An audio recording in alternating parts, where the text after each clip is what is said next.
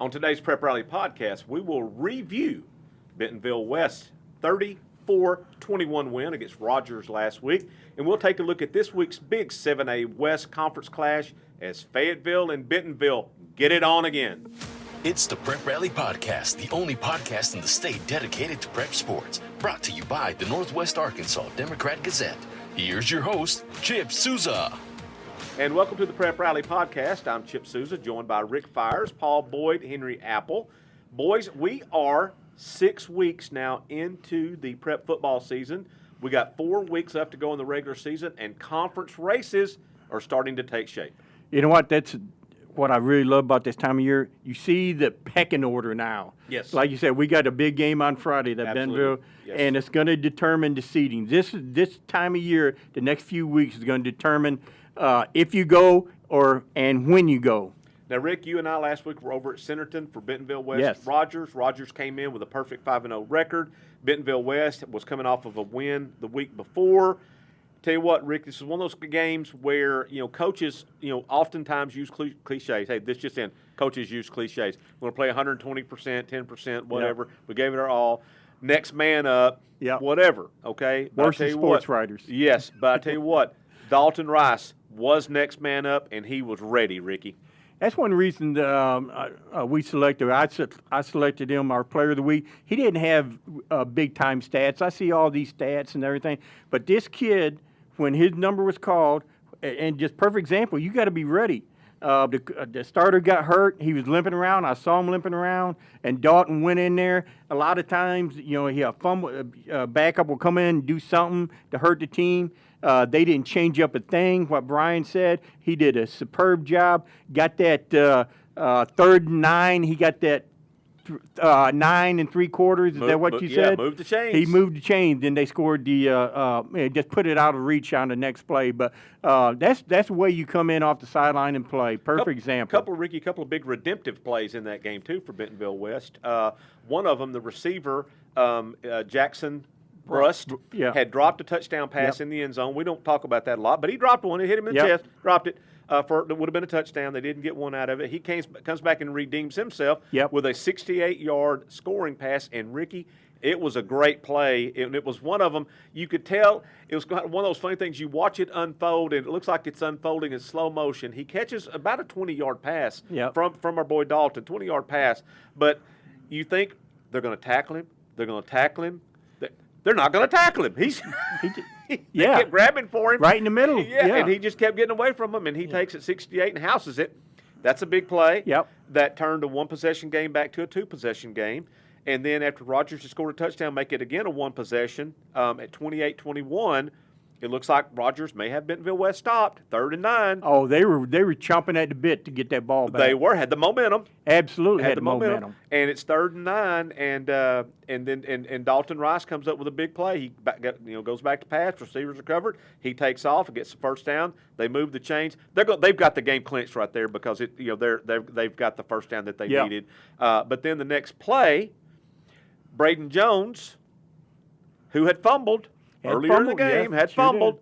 He gets his chance, and he housed a 43-yard run to the end zone. That was what made the final 34-21. So not only Dalton, big story there on him coming off the bench and that kind of thing, but 2 big redemptive plays for a couple of West kids who had made a couple of mistakes earlier in the game. That's what Brian talked to you about that. I said, man, we're not going to stop going to them. We went right back to them, and they made the plays we knew they could make. And so just a great win for West. It kind of threw the whole conference into kind of jumble, except, Bentonville's still undefeated in conference play, but we'll see about this time next week. Exactly. So, Henry, you had mentioned this too. You had talked to Brian Pratt, I think, for one of your notes last week about how the season still is in front of Bentonville West. The conference championship is still in front of them if they can win out. Yeah, he needs to win out and for Bentonville to beat Fayetteville or somebody to beat Fayetteville along the way and knock them out of it so they could be the top seed. So, they're sitting in a good spot right now as long as, if Fayetteville, falls out, they've got to get – that's their one hiccup right now. Now, something a little bit concerning, Carson Morgan was injured again Friday night. He did not play in the second half. He looked like a leg injury again. He was, took him to the locker room there right before halftime. Didn't play in the second half. So he is a big part of that Bentonville West rushing game. So it'll be we need to keep an eye on that because he is a big part of their offense. But I'll tell you what, and Henry, you would like this too. And Rick, I don't know, were you on the Rogers side or the Bentonville West side, or did you kind of go back? I go back and forth. And matter of fact, I was sitting there when he got hurt more, and he took a lick. He did. But after the game, he was walking around, so that's good news. But I was going to tell you, and Henry, you'll like this. Paul, you'll like this. Ty Durham, I think we talk about him every week. The long touchdown reception that he had on kind of a pass over the middle, in which he stiff-armed a Rogers defensive back to the ground. Absolutely. To the ground. And he's not a big old boy either. No. He stiff-armed him to the ground, Paul, and finished off that run. Did you see the video of it? No, I haven't watched it this Wow, what a heck of a play. And that's another play that there's like a 20-yard pass, and he takes it into, 71 yards. Yeah. And man, how is he going to get through all that? But he stiff-armed one guy, went around another one. He is just outstanding. I love receiver. that kid's moxie, too. He's enthusiastic about it. Yeah. Which you should be when you're 17, 18. Exactly. So big win for Bentonville West. Also big win for Fayetteville Friday night. They went over to Razorback Stadium. They're playing 2 games there this year, Paul. They played against Fort Smith Southside last week over there, and they're going to play Springdale there here in a couple weeks. The reason why is they're doing a massive construction project at Harmon Stadium. It's kind of a mess on that one end, but when they get done, it's going to be very, very nice. But right now it's a mess. It's affected parking, that kind of thing. So they had agreed before the season started they were going to play all of their home games at Razorback Stadium. Then the seniors for Fayetteville kind of got together and said, well, we want to play games at home if we possibly can. It's our senior year. It's our stadium. So they kind of worked it out, and they've played 2 games at Razorback, and they'll play now, I don't know how the playoffs might be affected by it, but it also has to be a weekend that the Razorbacks are not at home. Yes. So, that kind of has to all work together. Scheduling has to work. Yeah, exactly. Or there is that possibility, if you remember a few years back when Bentonville and Bentonville West shared Tiger Stadium as their home field. Mm-hmm. Both of them got in the playoffs, and both of them were hosts. What they did is they would have to host one on Thursday night and one Friday night. Yeah. So Fayetteville could, if they wanted to play at Harmon Field in the playoffs, they could play that game Thursday night as well. So the big win for them. And, of course, that like you mentioned, Ricky, this is the pecking order is starting to come into play. And that sets up this week's big Bentonville. When did Bentonville and Fayetteville ever play that it's not big? But a big game. Lindsay coming off another big passing game. Here's an interesting statistic, Paul and Ricky. I don't know if you guys keep up with this or not.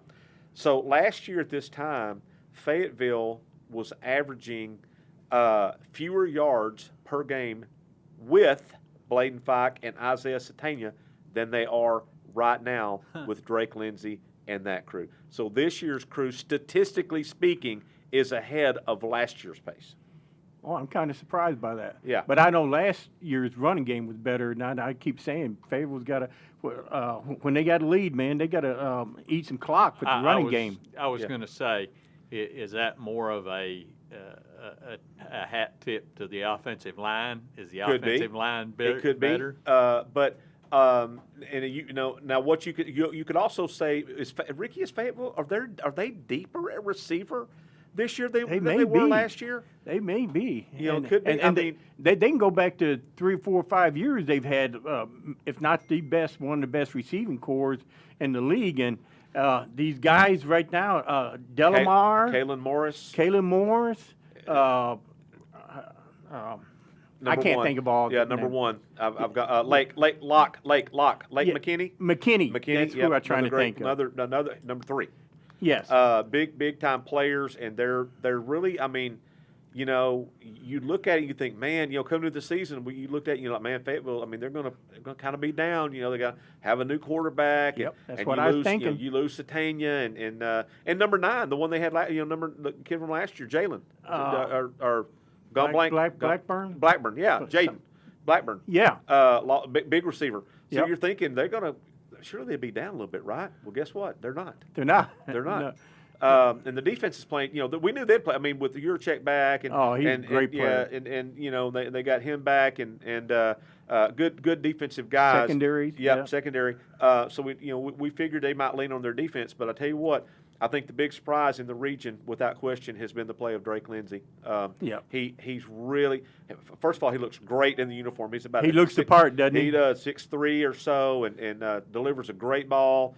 And I've got a little bit of a shameless plug here. I'm going to have a feature story on him in Friday's Northwest Arkansas Democrat-Gazette. He's a junior, right? He's a junior. Yeah. Missed his whole freshman year. Had interviewed him yesterday, and he was like boys will do, goofing around, playing basketball. And going up to dunk and trying to dunk and things like that, came down wrong on his left knee and tore the patellar tendon in his knee. Missed his whole freshman year. So that's a year. Take that year off the calendar. Out. So last year played on the junior varsity and so he learned a lot from Bladen Fike and that kind of thing. Yeah. I tell you what, we shouldn't be surprised. He's a Lindsay. He's a great athlete. Obviously, the bloodlines there are phenomenal. Yeah. But I don't think any of us saw him maybe playing at such a high level that he's playing at as a first-year starter quarterback. I've seen him about 3 times, and I'm still. But you know what? He's got some great players, like you said, great receiver. So hats off to Casey Dick and that coaching staff over there. When he first come in from Van Buren, it was a little rough that one, but man, they got it going over there now. Then they're building this new tri-level field house facility, so there's good days ahead for the Fayetteville Bulldogs. Exactly. So that's going on, and of course, also some big games. Last week Harbor got its first win against rival, Springdale. Got a win. What better there. team to get it against, right? Yeah, absolutely. Against your crosstown rival, so you get to brag for a year. So good, good for the Wildcats. They got them a win there. Bentonville, as we figured, they rolled over Rogers Heritage 42-7. So big win there. Another good game from our guy Josh Ficklin. Henry. Well,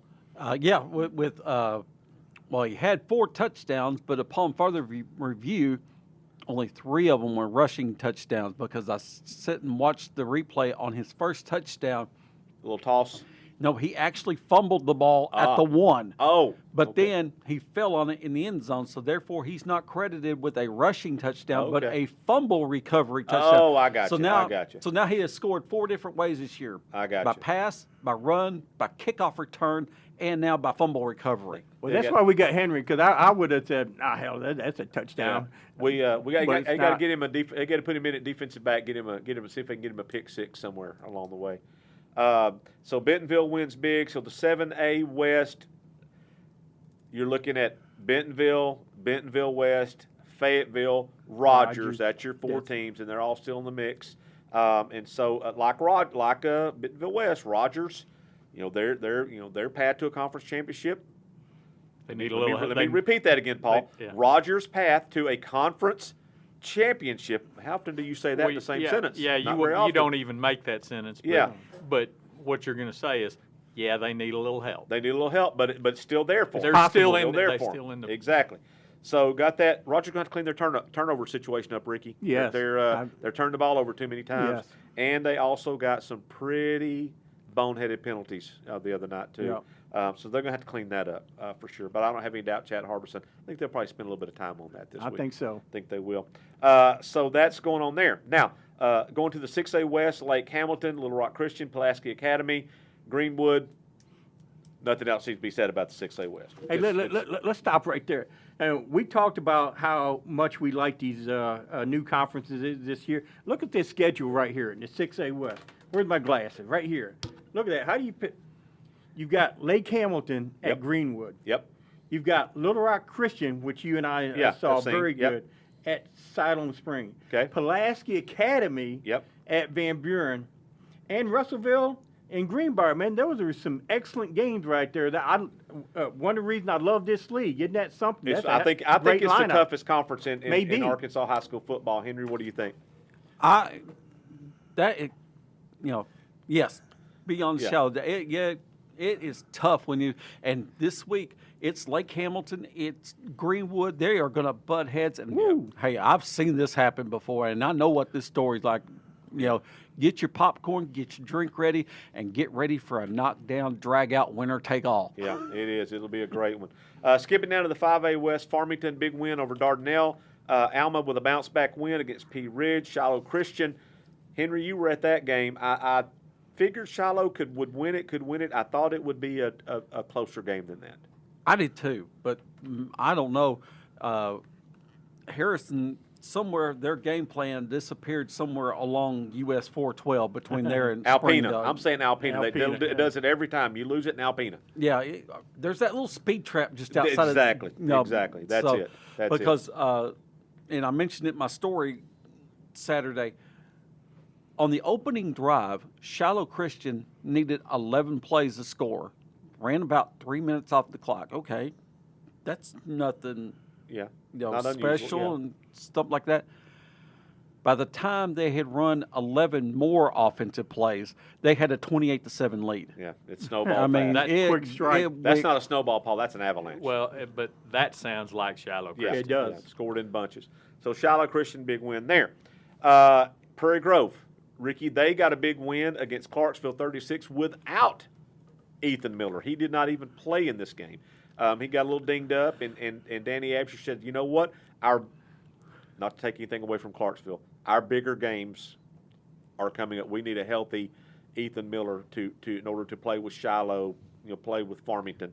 So they rested him, and that's a little scary. That's a scary thought there for the last couple of weeks of the conference. Yeah, and here comes Connor Hobbs. I guess he rushes for over 100. And then you got Wetzel, and then they just grounded out. I think they had like 375 yards rushing, and now Miller.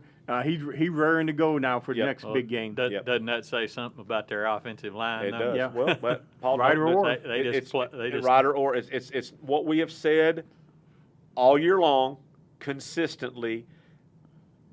Prairie Grove's kids are strong. They spend time in the weight room. Making that move up in classification in the trenches for them, not a big move. Not a big move.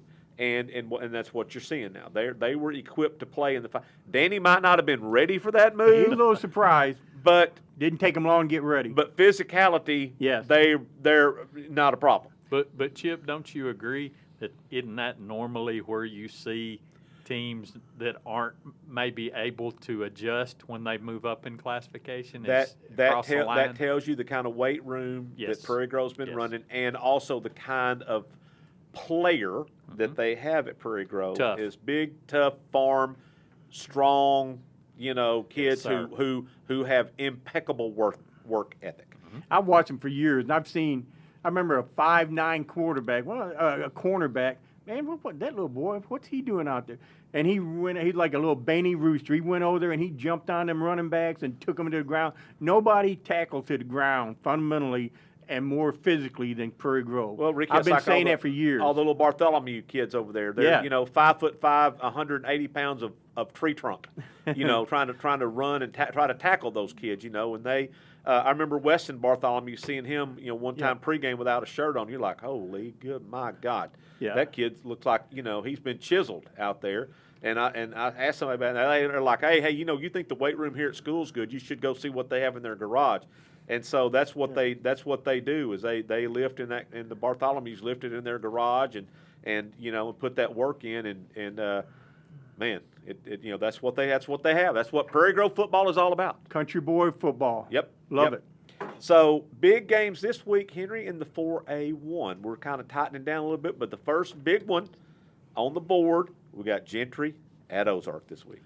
2 unbeatens. Yep. Who we might have thought Ozark would be there, and Gentry.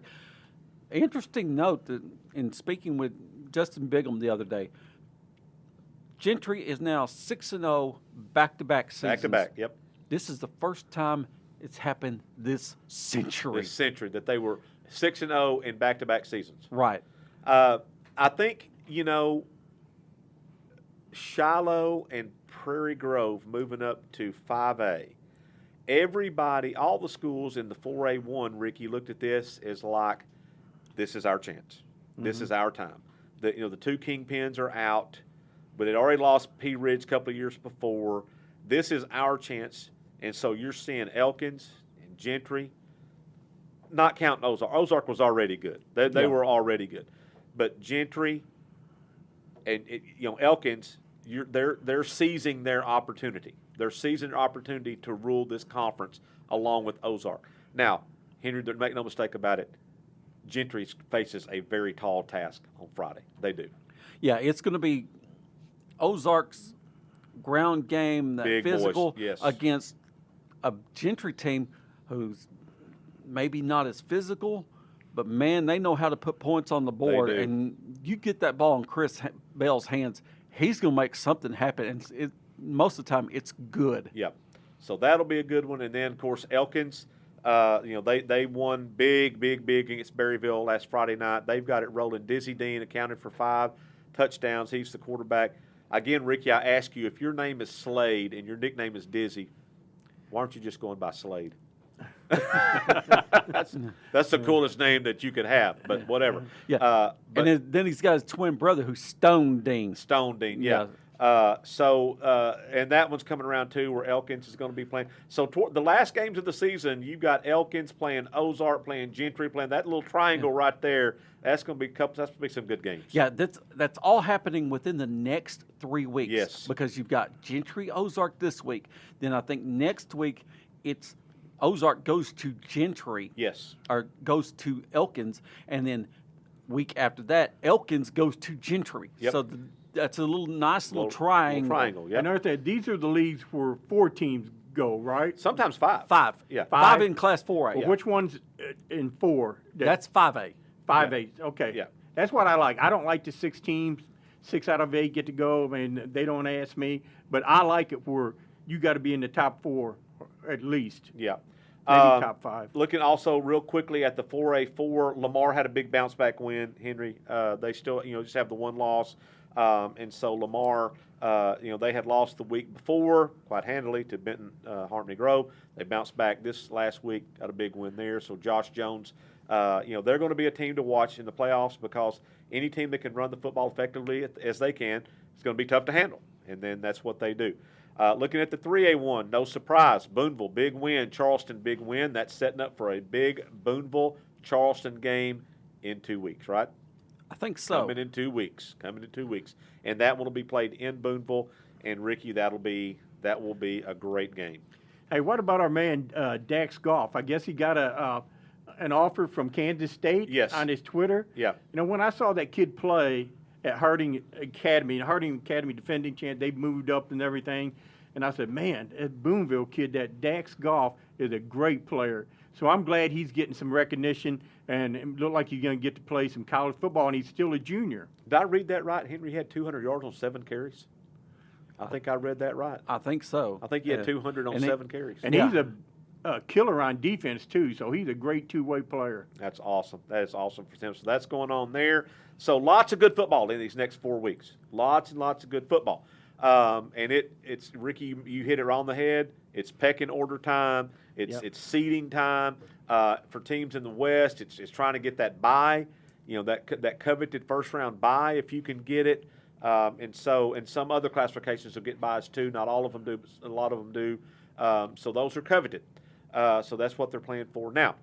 Skipping over to volleyball. Paul, you're down to this is your final week of the regular season. Yes, sir. We're to state tournament in 2 weeks. In 2 weeks at Rogers Heritage. Yes. At Rogers Heritage. Yes. So Fayetteville last night and this week, Paul saw where they're ranked number 6 nationally. Yes. Tell us a little bit about what's going on with volleyball. 6 at Max Preps. I mean, we had a little upset last night. Bentonville got Harbor in 5 last night. So we got a little bit of drama that's still possible in that league, but man, they're just you're talking about with Fayetteville, Bentonville, Harbor, Southside. Those 4 are, I mean, they're as good as anybody. Real good shot. That's your final 4.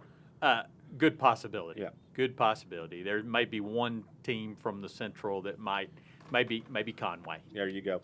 Looks like Shiloh Christian's going to win the 4A1. Yes. No surprise there. They've locked up the 1 seed in their division. They split that conference into North and South. Okay.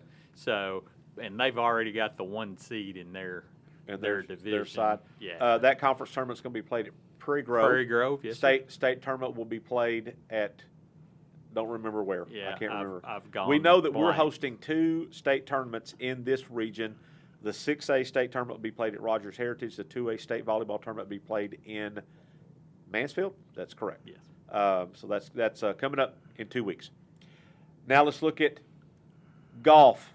Henry, last week, Fayetteville boys wrapped up the 6A boys state championship. They trailed by about 10 strokes after the first round. They were trailing by 8. Or 8 strokes. And come back and won by 3. Came back and won by 3 strokes. So props there to Scott Williams and his boys there, which comes on the heels of previously to that, the Springdale Harbor girls had won their 3rd straight state golf championship. So Fayetteville boys in 6A, Harbor girls in 6A. Also saw where Gravette boys or girls? The girls. Girls won the 4A state championship, and I saw Ozark Catholic. I think their golf team maybe finished 2nd in their classification. So lots of good golf. Yesterday, state tennis was played. Class 6A state tennis was played down in Little Rock. Bentonville, they won the girls handily. They had the state championship clinched before even the championship games were even played. For that round. So it didn't matter whoever won it, big deal. Well, the Lady Tigers went ahead and put a little exclamation point on that when Ella Coleman won the singles title, beating the girl from Heritage, who won the conference. Right. So, DeVera? Yeah. Ella Coleman, a very interesting story. She won it as a freshman. Yep, 2020. Finished second in 21. She won it as a freshman in 19, I think 19, it was. Okay. And then finished second as a sophomore. But she was hurt all last year and had to sit out the entire season. And then she comes back. Tennis elbow? And wins. I don't know what it was. I don't know. So I don't know. Well, that's great for them. The boys' side was a 30-team. 30 teams shared it. I think it was like close? Something like that. 2 teams shared it. Shared first place. Who was that, Henry? That was Fayetteville and Jonesboro, who just moved up from 5A to 6A, and that is their 5th straight state championship. They had won 4 in a row in 5A, and there you go. Moved up to 6A, and they get to split one with Fayetteville. And you say, that's the one thing about tennis, the way they do it. There's no way you can break. There's no tiebreaker. If you tie, you tie. That's it. And I have seen, ties stink and all that, but hey, it beats losing. It says, according to Eric Taylor's story today, she won it in 2020. Ella Coleman won it in 2020. So good. I mean, that was great. Just a lot of good tennis play, lots of good golf. And they'll be having the overall state tennis tournament, I think, next week at Rebsman down at Little Rock. So that'll be going on. So here's what we have coming up. Cross-country conference meets coming up the end next week or in 2 weeks. October 25th. There you go. Tennis, we got state wrapped up there. Got overalls going on next week. Golf is wrapped up. We got overalls going on today and tomorrow for golf. Volleyball wrapping up. We got state tournaments coming up there in 2 weeks there. Football, we are 6 weeks in, going into the 7th week of games this week. Man, the season has just gone by. It's all flying, isn't it? Absolutely. Oh, by the way, the schools that don't play football, basketball begins next week. Next week, you got that. So that's defending champion in 3A, defending girls state champion Bergman, and their long winning streak that they've got going on. 43-0 after all their unbeaten run last year. You have and I think, Henry, if I remember right, I think their junior high team was also undefeated. They were undefeated. Their 7th grade girls team was undefeated, and a little on their good player Maddie Holt. She was a part of a doubles team in tennis that I saw where they finished 2nd in Class 3A. There you go. She's So going you tell me they got some athletes. That's what I love about small schools. Yes. Is you see those kids that play everything. Yes. And that's awesome. That is fantastic. So it is. It's busy, but a lot of our seasons are wrapping up here in the next couple of weeks.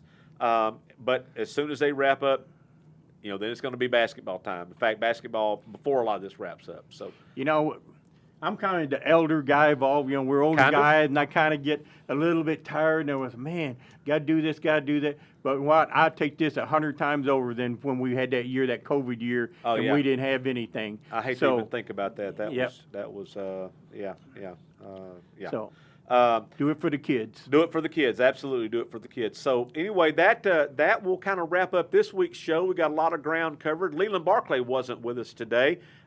He's off on assignment or doing something, or his wife maybe has him doing something. I don't know. he may be like I am, Paula. Sometimes I have a curfew I have to adhere to. Yes. Do you ever have those, Ricky? A curfew? I'm on 24-hour lockdown. On a curfew. Yeah, there you go. When I say that, tell people that when my wife lets me go play pickleball from time to time, I'll tell them, listen, I'm on a curfew. I got to leave here at 7 o'clock because that's what she told me. That's my curfew. She told you to be home. That's not optional. No, not optional. I have set my alarm clock on my phone to go off, and when it rings, you see Chip do the 4-3-40 to get to his truck to get home. Like, okay. Yeah, absolutely. She's sitting there with her arms folded and her foot tapping. Where you been? Where you been, boy? Where you been, boy? I've heard that. Yeah, well, and I usually tell her where I've been. Yeah. So anyway, that will do it for this week's show. Thank you for being with us, and of course, we're here every week to talk about high school sports. So we'd love to have you stay with us, come back with us. We'll be back here next week to talk more football and whatever else pops up. So same bat time, same bat channel. The Prep Rally Podcast is produced and directed by the Northwest Arkansas Democrat-Gazette. Find us on SoundCloud, Apple, Google Play, Spotify, and Stitcher.